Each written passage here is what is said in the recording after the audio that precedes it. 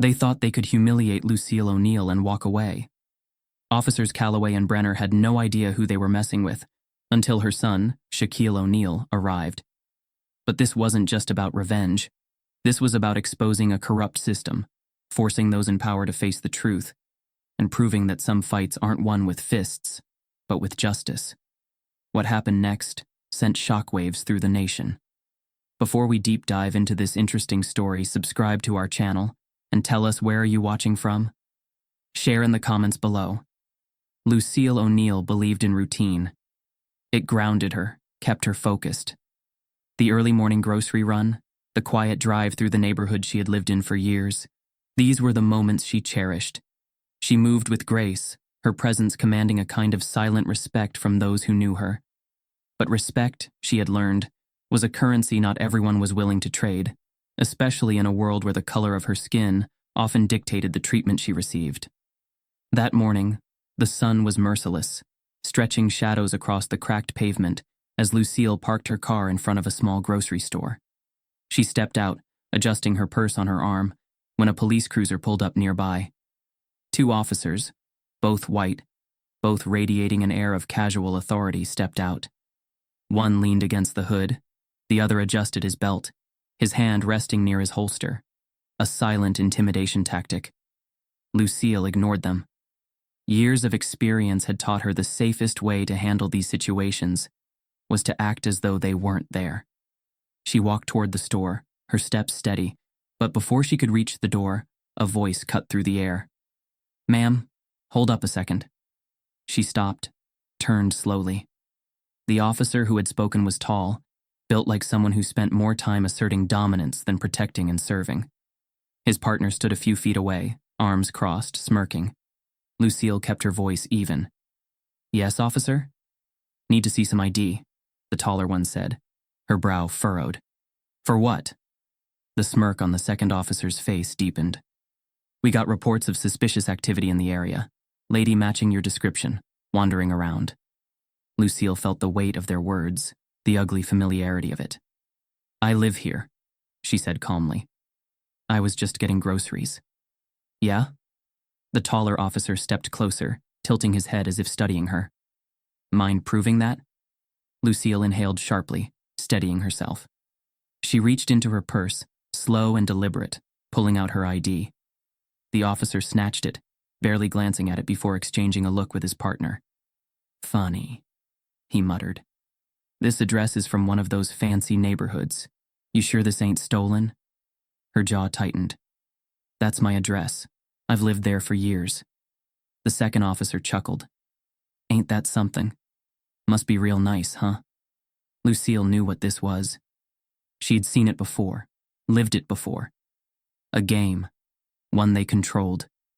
They didn't believe she belonged in a wealthy neighborhood. They wanted her to shrink, to feel small under their gaze. A small crowd had gathered, people pretending not to watch, but very much aware of what was happening. Some shifted uncomfortably, others avoided eye contact. No one intervened. The officer holding her ID shook his head, clicking his tongue. "See, thing is, we had a report about a stolen car too, and this," he gestured to her vehicle, "matches the description." Lucille's patience thinned. "That's my car," she said firmly. "I have the registration in my glove box. You mind if we check?" She knew she had no real choice. "Go ahead." The officer sauntered over, opening the door without permission, rummaging through her belongings. He moved slow, deliberate, drawing it out. His partner leaned in. "You look nervous." Lucille held her ground. "I look tired, because I've been through this before." The officer didn't like that response. His smirk disappeared, replaced with something colder. "Step over here," he ordered, "away from the vehicle." She did. The heat beat down on her, but she didn't flinch.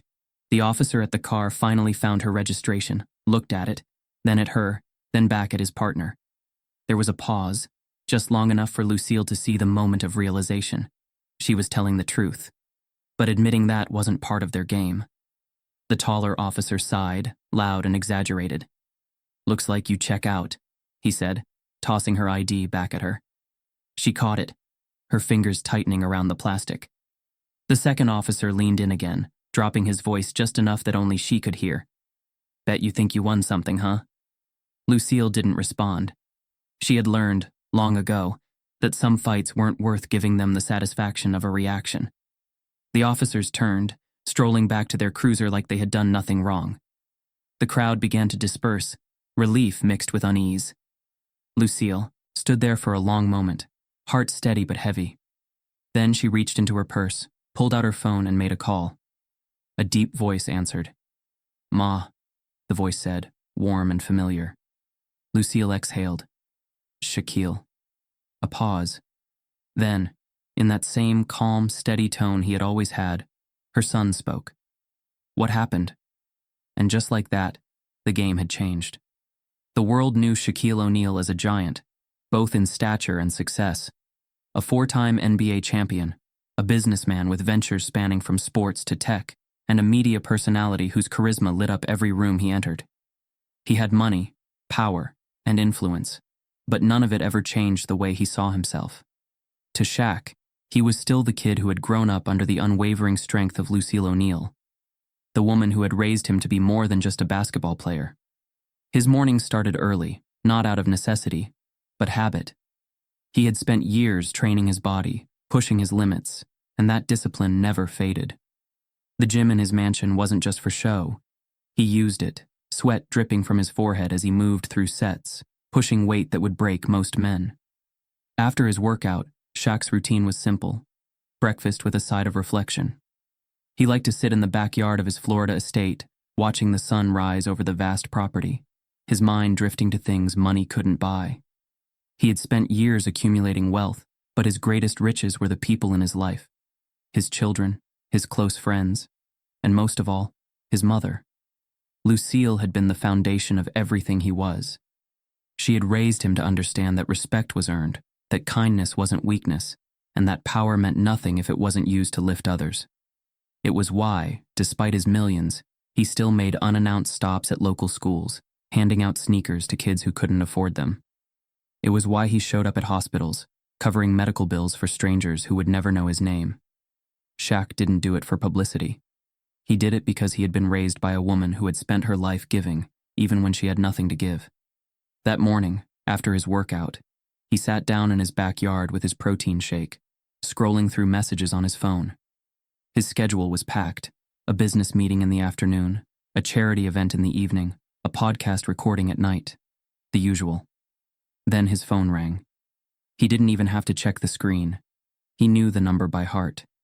He answered immediately. "Ma." There was silence on the other end, just for a second. But it was enough. He knew his mother. He knew her voice, her breathing patterns, the slight shifts in her tone.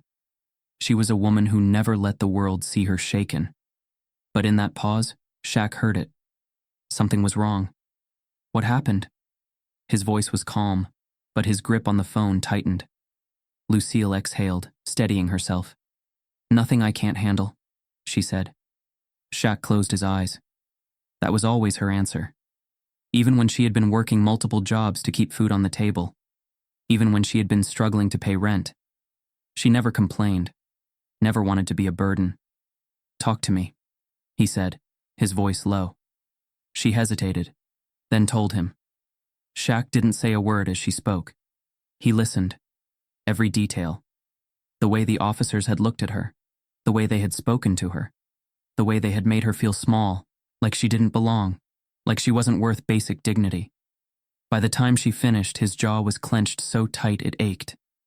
"Shaquille," she said softly, sensing his anger. "I don't want you to do anything reckless." He let out a slow breath, forcing himself to speak evenly. "I'm getting on a plane."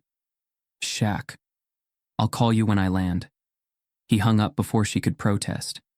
Not out of disrespect, but because he knew his mother. She would try to downplay it, tell him it wasn't worth the trouble. But she was wrong. This was worth everything. Shaq stood, his entire demeanor shifting. The easygoing, larger-than-life personality the world loved was gone. In its place was something colder, sharper. He made one call, short and direct. "Clear my schedule," he told his assistant. "Everything." A pause. Everything? Everything. Another call, this one to his private jet pilot. Be ready in an hour. He didn't pack a bag, didn't need to. This wasn't a trip that required preparation. This was personal. The private jet touched down just past noon, its wheels screeching against the tarmac as the Florida heat rippled in waves across the runway. Inside the cabin, Shaquille O'Neal sat still, his massive frame nearly dwarfing the leather seat beneath him. He had made this trip back home countless times before, but this time, the air felt different, thicker, charged, like a storm waiting to break. The moment the jet door opened, the first thing he saw was his driver, an old friend from his childhood, waiting with the SUV's engine idling. The second thing he saw was the look on his face. "Damn, big man," the driver muttered as Shaq slid into the passenger seat, his presence almost too large for the space. "Heard about your mama. Whole town talking." Shaq's jaw tightened. He had figured as much. This wasn't just another case of a bad traffic stop. It had spread. People were watching, whispering. The officers had humiliated the wrong woman, and now the weight of their mistake was sinking in. "Where is she?" Shaq asked, his voice steady. "Home," the driver said, peeling away from the runway, the tires spitting gravel. She didn't want to make a fuss. But people are mad, Shaq. Real mad. Shaq stared out the window as familiar streets blurred past him. He had grown up here, played ball at these courts, bought groceries from the same little store where his mother had been stopped. He had given back to this town, built scholarships, funded local programs. And yet, even after everything, she was still treated like she didn't belong. The thought made his fists clench. When they pulled into his mother's driveway, she was already waiting at the door. Shaq barely had the chance to step out before she waved him off. "You didn't have to come," she said, crossing her arms. Shaq towered over her, but right now, he felt like a kid again, standing in front of the woman who had taught him to be strong without raising her voice. "You knew I would," he said. Lucille sighed, shaking her head. "I don't want you stirring up trouble, Shaquille. It's done." "It's not done," he said, his voice calm but firm. She studied him for a long moment, her sharp eyes searching his face. Then, finally, she stepped aside and let him in. Shaq listened as she recounted the story again, this time in more detail. Every word tightened the knot in his stomach. He had dealt with his share of bad encounters before, racist coaches, condescending executives, people who had tried to put him in a box because of the color of his skin. But this was his mother. "I'm not letting this slide," he finally said. Lucille sighed. "I know." Shaq stood. "I'll be back." "Where are you going?" "To see them." Her lips pressed into a thin line, but she didn't stop him. She just nodded. Shaq left the house, got back into the SUV and dialed a number. It rang twice before a voice answered. "Chief," Shaq said, his tone unreadable. "I need a word." The police station sat in the heart of town, a squat, aging building that had seen decades of history pass through its doors. Shaq had been here before, shaking hands, taking photos with officers who smiled a little too wide when they saw him. Today, those smiles were nowhere to be found. The moment he stepped inside, the tension was palpable. Conversations quieted. Officers turned, their eyes darting to him, then away just as quickly. They knew why he was here. A sergeant at the front desk cleared his throat.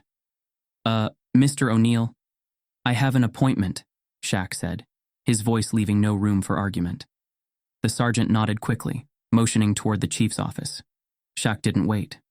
He walked through the station, the weight of his presence pressing against the walls. Inside the office, the police chief, a middle-aged man with graying hair and tired eyes, was already waiting.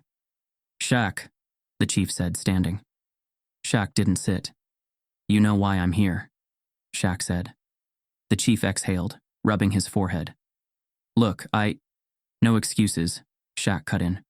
"No justifications. 2 of your officers stopped my mother, harassed her, humiliated her. And for what?" The chief's face tightened. "I understand how it looks, but..." "No," Shaq said, his voice dangerously quiet. "You don't. Because if you did, you wouldn't be standing there trying to explain it away." The chief swallowed. "Shaq, I respect you, I really do. But you have to understand. What I understand, Shaq interrupted, leaning forward, is that you have officers working for you who think they can treat black women like this and walk away without consequences. The chief hesitated, his gaze shifting. I'll talk to them. Talking isn't enough. The chief sighed. What do you want? Shaq's eyes locked onto him. I want justice. A pause. Then a slow nod. Give me time. Shaq studied him, then straightened. You don't have much. Outside the station, the air felt heavier. The sun had started its slow descent, casting long shadows across the pavement. Shaq exhaled, running a hand over his head. He had made his point, but this wasn't over. Not yet. As he got into the SUV, his phone buzzed. A message. You made them nervous. They're covering their tracks. Shaq's jaw tightened. Good. Let them sweat. The night was thick with humidity, the kind that clung to the skin and made the air feel heavy. Shaquille O'Neal sat in the dimly lit back seat of his SUV, his phone in one hand, his thoughts in another. His mind wasn't on basketball, business, or the countless endorsements that lined his empire. No. This was different. This was personal. His mother had been humiliated, disrespected in a town where his name meant something. But this wasn't just about her anymore. It was bigger. He could feel it, a sickness rotting beneath the surface of the place he had once called home. Those officers hadn't harassed Lucille O'Neal by accident. They had done it because they thought they could, and that meant they had done it before. Shaq tapped a number into his phone. It rang twice before a voice answered. You're in town. It wasn't a question. Shaq leaned back, his voice steady. What do you know? The man on the other end, Ray Porter, wasn't a cop, wasn't a politician. He was something in between. A journalist, an investigator, a man who had spent years pulling at loose threads in the city's justice system. He had seen things, written about things. But the truth had a way of getting buried when no one powerful enough was willing to listen. Until now. They've been at this for years, Ray said. Your mom? Just another target. They've pulled over teachers, nurses, high school kids, same routine. Harassment, intimidation. Sometimes worse. Shaq's grip on the phone tightened. Ray continued, his voice grim. 2 complaints made it past internal affairs. Both got dismissed. One guy lost his job trying to push it further. They keep it quiet. Keep it moving. Shaq exhaled slowly. He wasn't surprised. He had seen men like those officers before. The kind who carried a badge not to serve, but to control. But he wasn't interested in just exposing them. He wanted them out. I need names, Shaq said. A pause. Then, meet me in an hour. The diner was old, the kind of place that hadn't changed in decades. The neon sign flickered, casting a dull glow over the cracked pavement outside. Shaq walked in, ducking slightly to avoid hitting the doorframe, and spotted Ray in a back booth. Ray was wiry, middle-aged, with the tired look of a man who had spent too many years chasing stories that no one wanted to read. He slid a folder across the table before Shaq even sat down. They thought you'd leave, Ray said, watching him. They thought this would blow over. Shaq didn't respond. He flipped open the folder, scanning the pages. Complaints, witness statements, photos. One image stopped him cold. A young black man, no older than 20, standing next to his car. The timestamp in the corner told Shaq it had been taken 4 months ago. What happened to him? Shaq asked. Ray sighed. Darius Phillips, college sophomore. They pulled him over outside a convenience store. Said he looked nervous. Searched his car, tore it apart. When he asked why, they slammed him against the hood. No charges, just another routine stop. Shaq's jaw tightened. And? Ray hesitated. 2 weeks later, he dropped out of school. Moved out of state. Told his friends he didn't feel safe anymore. Shaq stared at the photo. He didn't know Darius, but he knew the look in his eyes. He had seen it before. On the faces of young men who learned too early that the system wasn't built for them. Shaq closed the folder. I want to talk to him. Ray exhaled, nodding. I'll make the call. The meeting took place in a quiet park just outside the city limits. Shaq sat on a bench, his massive frame making it look small. Across from him, Darius Phillips sat stiffly, his hands clasped between his knees. He looked older than his years, like someone who had learned the hard way that hope was a dangerous thing. "You didn't have to come," Darius said, his voice cautious. Shaq shook his head. "Yeah, I did."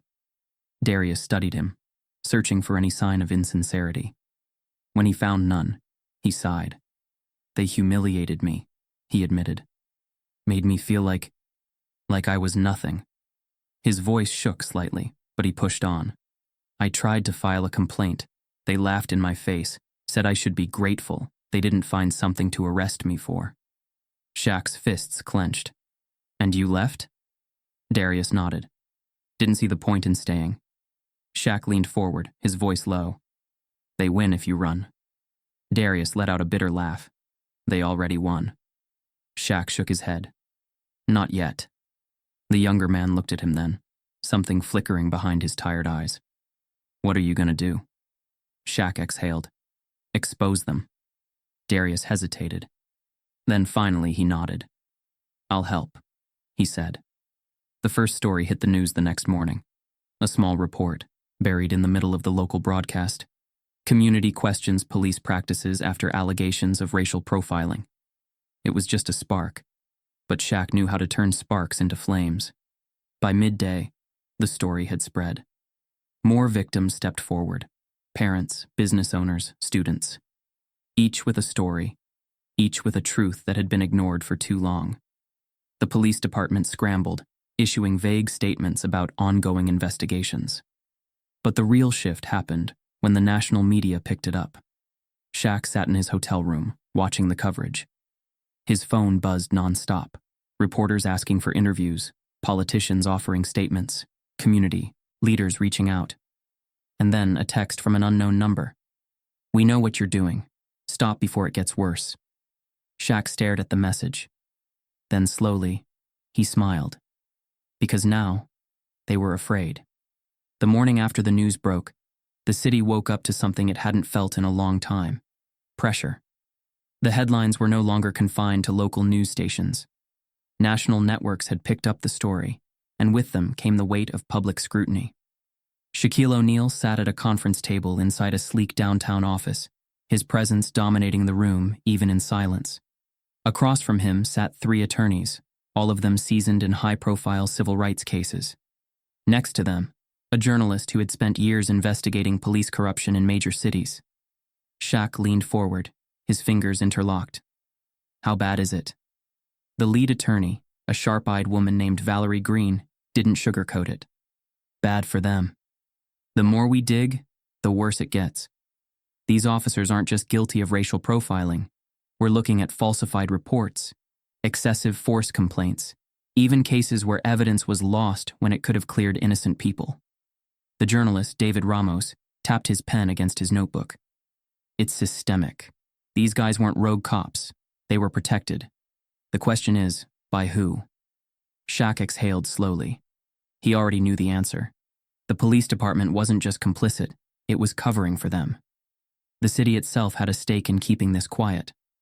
Valerie continued, "The department's pushing back. They're calling it a smear campaign, saying you're just using your celebrity status to stir controversy." Shaq smirked. "Good. Means they're nervous." David nodded. "They should be." Across town, inside the police department, the air was thick with unease. The chief sat at his desk, a deep scowl carved into his face as he listened to the frantic voices of his officers. "This is getting out of hand," one of them muttered. "We've got reporters showing up at our homes, families getting calls. This is a disaster." The chief didn't look up. "You think I don't know that?" One of the officers, a heavy-set man with a sharp, nervous gaze, crossed his arms. "What do we do?" The chief finally looked up, his voice calm but firm. "We contain it. We deny everything, push back hard. Make this about Shaquille O'Neal overstepping his place." A younger officer, standing near the window, shifted uncomfortably. "And what if that doesn't work?" The chief's jaw tightened. "Then we make sure it does." That afternoon, Shaq met with a group of community leaders at a local church. The pews were packed, Not with parishioners, but with people who had waited too long for justice. An elderly man stood first, his voice shaking but strong. I was stopped by them last year. They pulled me from my car, made me sit on the curb like I was some kind of criminal. A mother, holding her child close, wiped away tears. My husband. They arrested him over nothing. He lost his job because of it. Each story added fuel to the fire. The weight of them was suffocating, but necessary. Shaq listened to them all, his heart heavy, his resolve unshaken. When they were done, he stood, his deep voice carrying across the room. This doesn't end here, he said. They want us to be quiet. They want us to be afraid, but they picked the wrong people to push around. The room erupted in agreement. The movement was growing, but so was the resistance. Late that night, as Shaq sat in his hotel room going over legal strategies with Valerie and David, his phone rang. The number was unknown. He answered. Yeah? A voice, low and urgent, filled his ear. It's Officer Daniels, I need to talk. Shaq glanced at Valerie, who immediately grabbed a notepad. Go ahead, he said. Daniels hesitated. Not over the phone. It's not safe. Shaq's eyes narrowed. Where?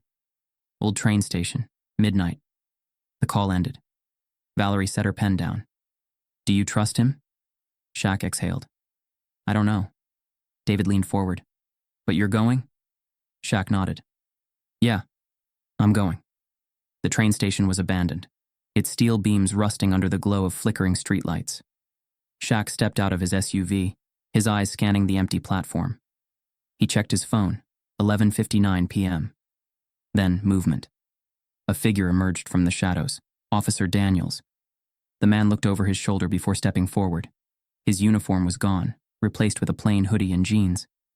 His face was pale, his movements jittery. Shaq stayed still. You wanted to talk. Daniels swallowed hard. I don't have much time. They know I'm here. Shaq's eyes darkened. Who? Daniels licked his lips, his voice barely above a whisper. The department. They know I want to come forward. Shaq took a slow step closer. Then why are you still there? Daniels hesitated. Because I've seen what happens when people cross them. Shaq didn't blink. You're crossing them right now. Daniels exhaled sharply. I don't care anymore. What they did to your mother? That was nothing. You don't know half of it. Then tell me. Daniels reached into his pocket, pulling out a flash drive. This has everything. Reports, internal emails. Proof. Shaq took it, his fingers closing around it. What do you want? Daniels looked him in the eye. To make it right. Then, the sound of tires screeching. A black SUV rounded the corner, its headlights cutting through the darkness. Daniels stiffened. No, no, no! Shaq grabbed his arm. Go, now! Daniels turned, sprinting into the night. Shaq watched as the SUV stopped where Daniels had just stood. A moment of silence. Then, the vehicle peeled away, disappearing into the shadows. Shaq looked down at the flash drive in his hand. The system had just made its next move, but so had he. The weight of the flash drive sat heavy in Shaq's hand. It wasn't just a collection of files. It was proof. Proof of what had been happening in his hometown for years. Proof that these officers weren't just racist bullies on a power trip, but part of something deeper, something protected. And now, the system was crumbling under its own corruption. Shaq sat in his hotel room, Valerie Green and David Ramos across from him, their expressions tense. The air smelled of stale coffee and stress, the remains of a late-night strategy session still scattered across the table. Valerie was the first to break the silence. We need to verify everything on that drive before we move forward. David, already hunched over his laptop, inserted the drive. The screen filled with folders, dozens of them. Reports, internal emails, footage from body cams that had been accidentally erased, but somehow found their way here. David clicked on one labeled, Phillips, Darius, Incident Report, and began to read. His face darkened. They lied in their reports, said he was uncooperative, that he reached for something in the car. The footage shows he did nothing. They roughed him up because they felt like it. Shaq's fists clenched, but he forced himself to stay focused. How many more? David scrolled. A lot. Valerie exhaled. We don't just have a case, we have a scandal. If this gets out, it'll destroy them. Shaq looked at them both. Then let's make sure it does. By morning, Shaq had activated every resource at his disposal. He didn't just want justice, he wanted exposure. This wasn't about a lawsuit. It was about making sure the world saw exactly what had been happening behind closed doors. His first call was to a national news outlet. The second, to a civil rights organization. By noon, journalists were descending on the town like a storm, cameras rolling, microphones shoved in the faces of officials who suddenly had nothing to say. The police chief held a press conference, trying to get ahead of the story. "These allegations are under investigation," he said, his voice steady but his eyes betraying the pressure. "We take all claims seriously, and any misconduct will be handled accordingly." Shaq watched from his hotel room, shaking his head. "Lies." David smirked. Not for long. Because at that moment, an anonymous source, Officer Daniels, was preparing to go on live television. That evening, every major network cut to the breaking news. A former police officer had come forward, detailing years of racial profiling, fabricated reports, and internal pressure to keep certain people in line. Daniels, face shadowed to protect his identity, spoke with a shaky voice. "If you questioned it, you were pushed out. If you tried to stop it, you were threatened. It wasn't just a few bad cops. It was the system." The words sent shockwaves across the country. Social media erupted. Justice for Lucille trended within hours, and then the bombshell. David received an email from an anonymous tipster, an ex-detective with even more dirt to spill. Shaq met the man in a private location, a retired investigator named James Calloway. He looked over his shoulder as he spoke, voice low but urgent. "I tried to bring this up years ago," Calloway admitted. "They shut me down." Shaq narrowed his eyes. "What do you have?" Calloway slid a folder across the table. "It's not just racial profiling, Shaq. It's deeper than that." Shaq flipped through the documents, his stomach tightening. This wasn't just a pattern of abuse, it was a cover-up. A young black man named Malcolm Reeves had died under police custody years ago. Official records claimed it was an accident, but the evidence in Shaq's hands told a different story. He looked up. "This changes everything." Calloway nodded. "I know." And just like that, the fight had escalated. By the next morning, the town was in chaos. Protests had erupted outside the police department. People were no longer whispering, they were demanding justice. The system was losing control, and the officers who once walked around with arrogance now wore panic on their faces. Inside the department, the police chief was in a closed-door meeting with city officials. Voices were raised, blame was being thrown. "We need to shut this down," one official snapped, "before it spreads any further." The chief rubbed his temples. It's too late. Because at that moment, Shaq was stepping in front of the cameras. His voice was calm, steady, but filled with something undeniable: power. "This isn't just about my mother," he said. "It's about every person who's been targeted, harassed, and silenced. No more. This ends now." And with that, the system finally began to crack. The city was no longer quiet. The streets, once filled with murmurs of frustration, were now alive with voices, loud, relentless, and unafraid. Protesters gathered outside the police department, their chants echoing through the buildings, shaking the very foundation of the system that had long ignored them. "Justice for Lucille! Justice for Malcolm! End the corruption!" The media swarmed, cameras capturing every moment, broadcasting the anger, the resistance, the undeniable demand for change. The once untouchable officers, the ones who had laughed in the faces of their victims, now walked through their own department with heads low and nerves shot. Shaquille O'Neal stood at the center of it all, not as a celebrity, not as a basketball icon, but as a man who had drawn a line in the sand. He had spent his life playing by the rules, believing in the power of good, but now he was staring directly into the eyes of a system that refused to change. And it was fighting back. Inside the police station, panic was setting in. The chief sat behind his desk, his fingers tapping against the wood, his eyes scanning the room filled with officers, officials, and the men who had started this mess. The two officers at the center of the storm, Calloway and Brenner, looked pale, their usual arrogance stripped away. "We need to shut this down," Calloway said, his voice hoarse. "This is getting out of control." The chief's jaw tightened. "You think I don't know that?" Brenner slammed his fist against the table. "That damn O'Neill won't back off. Every time we try to get ahead of this, he hits back harder." "Because he's not alone," the chief muttered. "He has the media, lawyers, the public. He has something we don't. Trust." Silence filled the room. Then, a younger officer, one who had been standing quietly near the back, hesitated before speaking. "What if—" He swallowed hard. "What if we just own up to it? We can't fight this forever." Calloway turned on him, eyes blazing.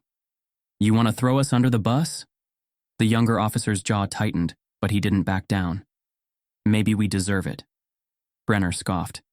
"You're either with us or you're against us." The young officer didn't respond. He didn't need to. The divide had begun. That night, Shaq stood at the protest, the crowd surging around him. He had spoken to reporters, shaken hands with community leaders, but there was something in the air now, something dangerous. David Ramos, the journalist who had been working with him, pulled him aside. "I got word from a source inside the department." Shaq's gaze sharpened. "And?" "They're desperate. Some of them are trying to cut deals. Others want to fight to the bitter end." David hesitated. "There's talk of them pulling something big to make this go away." Shaq didn't blink. "Like what?" David's voice dropped lower. "Discrediting you. Maybe worse." Shaq exhaled, steadying himself. He had expected this. He had known the moment he stepped into this fight that it wouldn't end clean. "They're scared," Shaq said. "Good." David studied him. "And you?" Shaq met his gaze. "I don't scare easy." But they didn't come for Shaq directly. They went after the movement. The next morning, news broke that the protest had turned violent. Reports flooded in, claims of rioters damaging property, threats against officers. The media, so quick to cover the movement's strength, now hesitated. The narrative was shifting, except it was a lie. Shaq knew it. The community knew it. The protesters had remained peaceful. There had been no destruction, no threats, only the demand for justice. But the department had done what corrupt institutions always did when they were losing. They had manufactured chaos. Shaq sat with Valerie and David, reviewing footage taken by the protesters themselves. It was clear, plainclothes officers had infiltrated the crowd, stirring trouble, giving the department an excuse to crack down. Valerie slammed her hand on the table. "They're trying to kill the movement." David's jaw clenched. "And if they get away with it, they will." Shaq leaned back, exhaling slowly. He could feel the rage building inside him, that old instinct, the one that told him to go to war, to stand face to face with his enemies and make them see him. But that's what they wanted. They wanted him to explode, to lose control, to become the angry black man they could dismiss. And he wouldn't give them the satisfaction. He picked up his phone. It's time to flip this back, on them. Hours later, Shaq walked through the doors of a packed press conference. The room was filled with journalists, community leaders, activists, people who had been watching, waiting. He stepped up to the podium, the cameras flashing, the room buzzing. Then, silence. Shaq's voice was calm, steady, but beneath it was something stronger, something unbreakable. "They want you to believe this movement is dangerous," he said, "that we are the threat. But the real danger is a system that protects corruption. A system that allows officers to abuse their power and then lies to cover it up." He paused, letting the words sink in. "They thought they could scare us into silence," he continued. "They thought they could twist the truth. But we are still here. We are still standing." The crowd erupted in applause, but Shaq wasn't finished. "And to those who think they can bury this, know this. We have the truth, and the truth isn't going anywhere." That night, the city held its breath. The police department had made its move, but so had Shaq. And the game had just changed. The courtroom was silent, the kind of silence that carried weight, the kind that only came before something irreversible. Shaquille O'Neal sat in the gallery, his massive frame still, his hands clasped together as he listened. The past few weeks had been a storm. Protests, press conferences, media scrutiny. But now everything had come down to this: a reckoning. The officers, Brenner and Calloway, sat at the defense table, their expressions drained of the arrogance they once wore so easily. They no longer carried the air of men who believed they were untouchable. Their suits didn't make them look powerful. They made them look like what they were: defendants. The judge shuffled through papers before clearing his throat. In the case of the state versus officers Calloway and Brenner, the courtroom held its breath. Shaq's eyes flickered to his mother, Lucille O'Neill, sitting beside him. Her hands were folded in her lap, her back straight, her face unreadable. She had endured so much: humiliation, anger, pain. But today she sat in this courtroom as something more than a victim. She was a symbol. The judge continued, his voice steady. This court finds the defendants guilty of misconduct, falsifying police reports, and abuse of power under the color of law. A murmur swept through the courtroom. Shaq exhaled slowly. The judge's voice remained firm. Given the overwhelming evidence presented, this court has decided that officers Calloway and Brenner will be stripped of their badges and sentenced to 5 years in prison, with no possibility of parole for 3. Brenner's mouth fell open. Calloway gripped the edge of the table, his knuckles white. Shaq didn't move. He didn't celebrate. He simply let the moment settle. This wasn't about revenge. This was about something bigger: accountability. The conviction sent shockwaves through the city. For years, people had whispered about corruption, about the quiet cover-ups, about how officers like Brenner and Calloway acted as if they owned the streets. But now, the whispers had turned into something louder: a demand for change. The police department scrambled. Their chief, once defiant, was now under fire himself. An internal review was launched. Policies were re-examined, and officers who had once stood by, silent and complicit, now found themselves forced to answer difficult questions. It wasn't just about 2 officers anymore. It was about the system that had allowed them to exist. A week after the verdict, Shaq stood in front of a crowd at a community gathering. The protest signs were gone, replaced with something more powerful: hope. Lucille stood beside him, and for the first time since this fight had begun, she smiled. Shaq took the microphone, scanning the faces in front of him. Faces of people who had lived under the same fear his mother had experienced that day. People who had been pulled over for nothing. People who had been silenced for too long. He took a breath, then spoke. This fight wasn't just about me. It wasn't just about my mother. He paused, his voice steady. It was about every person in this city who has ever been made to feel like they didn't belong, like they didn't matter. The crowd was silent, hanging on his every word. They told us to be quiet, Shaq continued.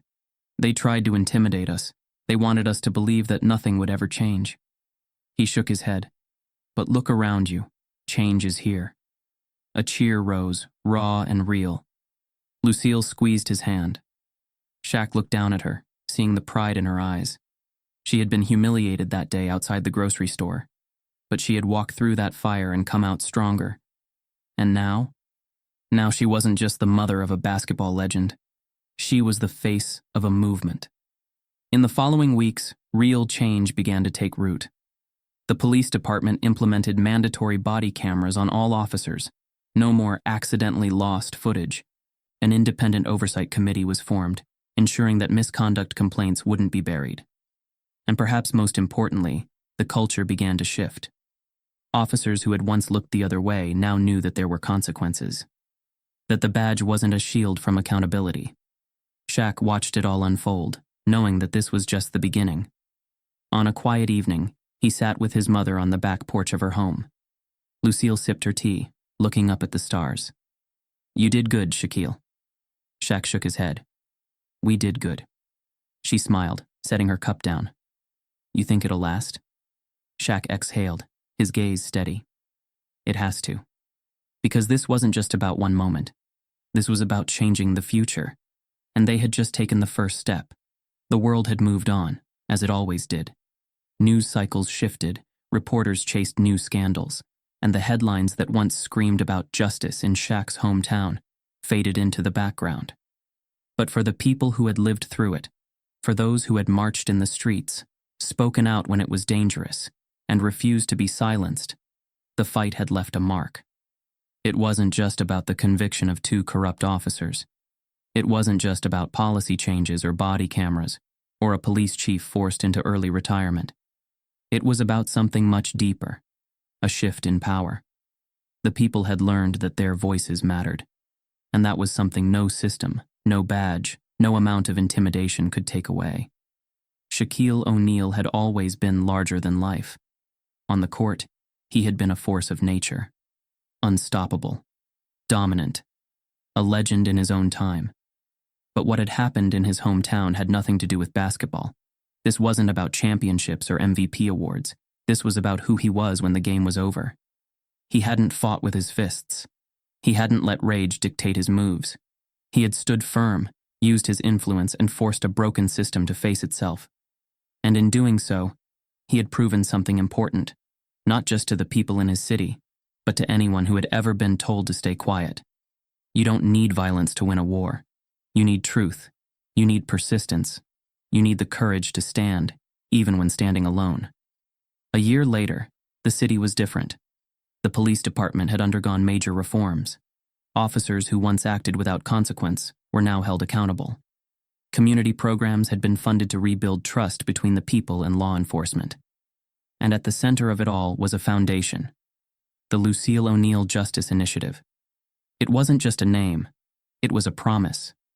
A promise that what had happened to Lucille O'Neal would never happen again. That no one in this city, no child, no mother, no innocent person, would be made to feel powerless under the weight of a broken system. And Lucille, she had become more than Shaq's mother. She had become a symbol. A woman who had once been humiliated now stood before crowds, speaking about resilience, dignity, and the quiet strength of those who refused to be broken. One evening, Shaq walked through the very grocery store where everything had started. The same parking lot, the same sun-bleached pavement. It felt smaller now, not because it had changed, but because he had. As he walked inside, a young man, no older than 20, hesitated near the entrance, as if debating whether to say something. Finally, he stepped forward. "Mr. O'Neal?" His voice was careful, unsure. Shaq turned. "Yeah?" The young man swallowed. I just wanted to say thank you. For everything." Shaq studied him for a second. "What's your name?" "Jalen," the kid answered. "You in school, Jalen?" Jalen nodded. "First year in college." Shaq smiled. "Good. Keep going." The kid grinned, nodded, and stepped away. But Shaq saw something in his eyes. Not fear, not hesitation, but possibility. And in that moment, Shaq knew. The fight had been worth it. Injustice thrives in silence, but not this time. Shaquille O'Neal stood up, fought back, and changed the game. Now, it's your turn. What would you have done in his place? What will you do when it happens in yours? The fight isn't over. The conversation isn't either. Drop your thoughts below, because the world is watching.